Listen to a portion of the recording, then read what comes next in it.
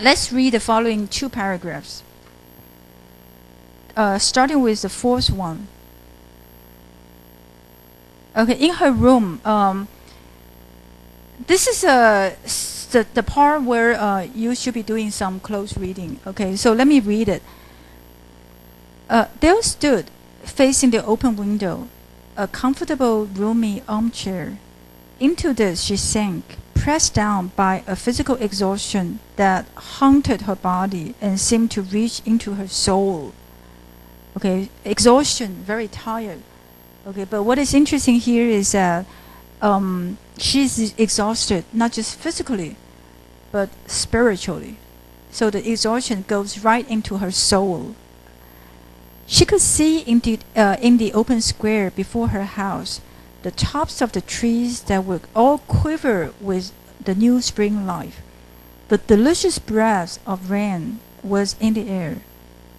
So here in this room, she sits on the armchair, and then she starts to look out of the window, and she sees that the trees were moving, trembling, quivering with new lives, because this is early spring. The delicious breath of rain was in the air. In the street below, a peddler was crying his wares. The notes of a distant song which someone was singing reached her faintly, and countless sparrows were twittering in the eaves. Let me continue. There were patches of blue sky showing here and there through the clouds that had met and piled one above the other in the west, facing her window. So here she looks out of the window and she sees the trees, the new breath in the air, and then she hears the peddlers crying, 小贩在叫卖, and then she also hears some song from a distance, and then she looks up into the sky and she sees the clouds like the boys did. No, she sees the clouds, and she noticed that the clouds were like piling one above the other. Let me continue.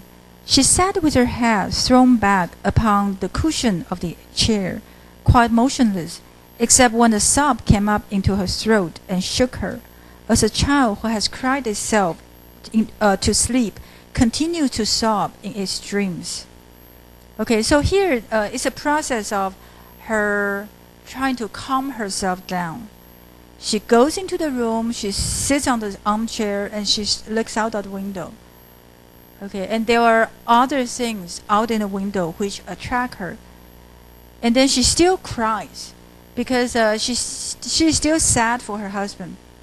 But the sobs gets to be less and less frequent.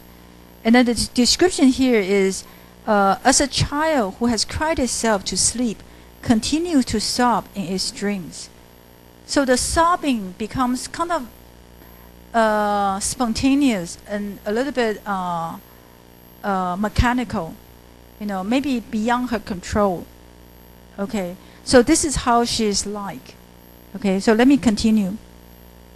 She was young, with a fair, calm face, whose lines bespoke repression and even a certain strength.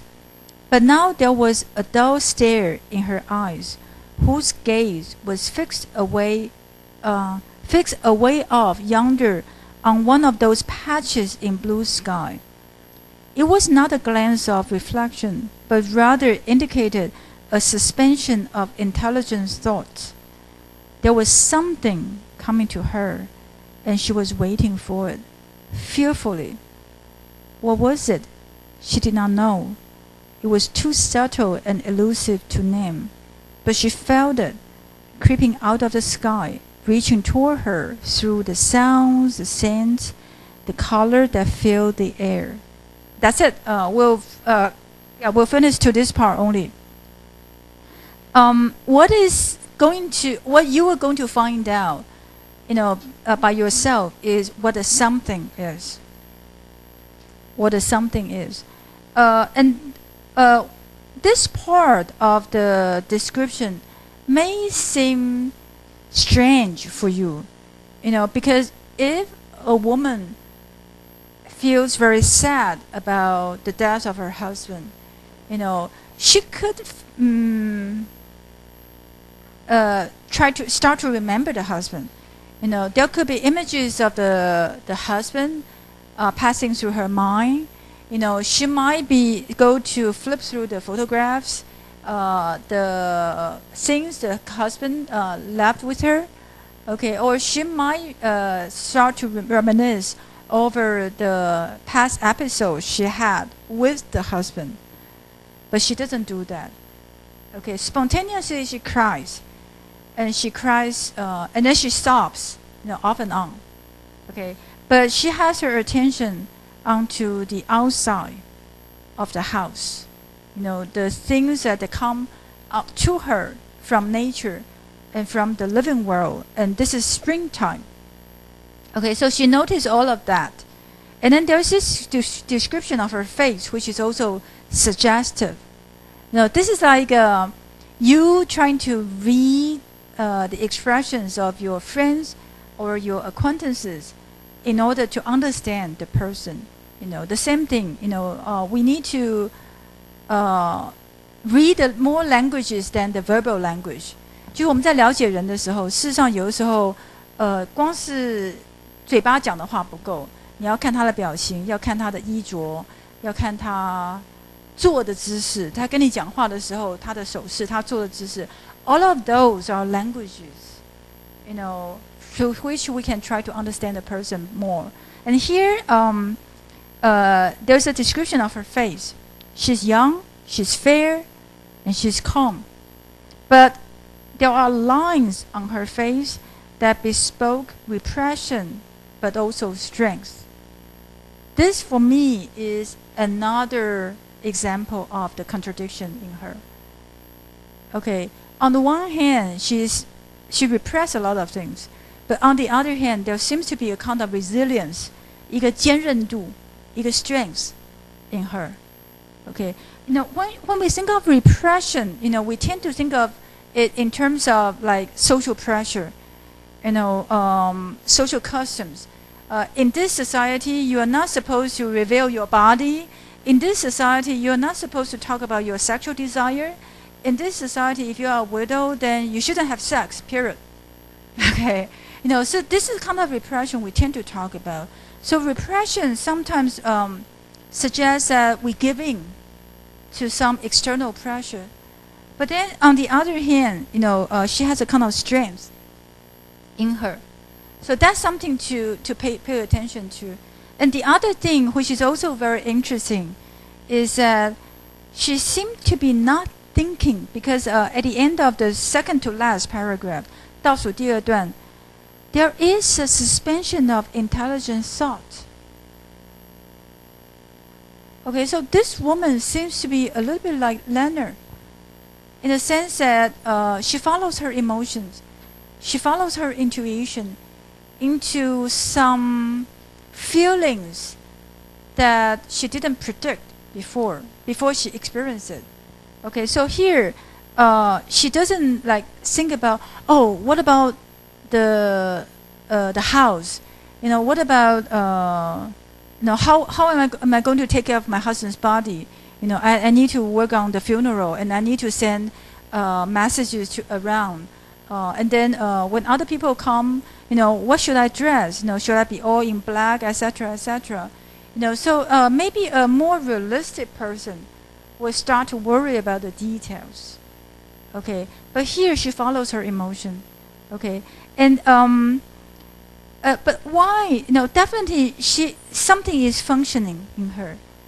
Her emotions and maybe something else. But how come there's a dull stare in her eyes? What does the dullness mean? Okay, could it mean that she's waiting for something? She's at a stage where she's indecisive. And she stares at the gaze fixed away off yonder on some on the clouds. So her stare is dull, but she fixed her stare on some remote part of the sky. So I think that expression says a lot about her state of mind. That maybe she's indecisive. Maybe she is searching for something. She's waiting for some type of revelation or change. And indeed, something visits her in the next paragraph. And it is interesting that the thing that visits her comes from the sounds, the scents, and the color that fill the air. In other words, it comes from the natural world outside. Okay, so I'm going to stop here and just throw at you some questions and let you know where you can get more questions to think over.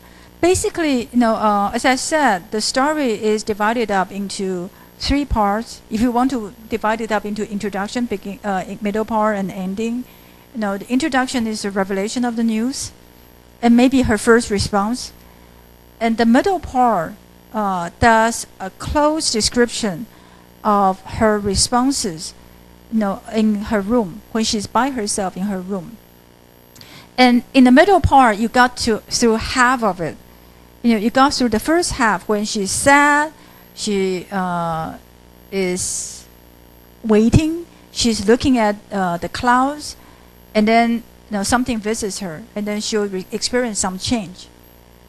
Okay, so what you will be reading by yourself will be the changes she experienced in her room.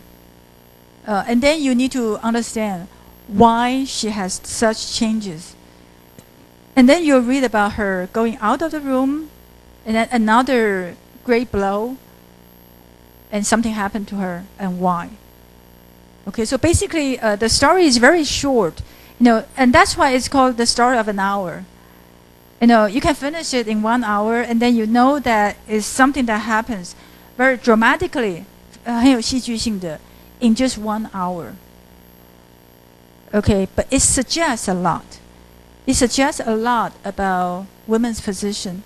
And in this case, Mrs. Mallard, since she's married, very likely she's a housewife at home. So her position in the late 19th century.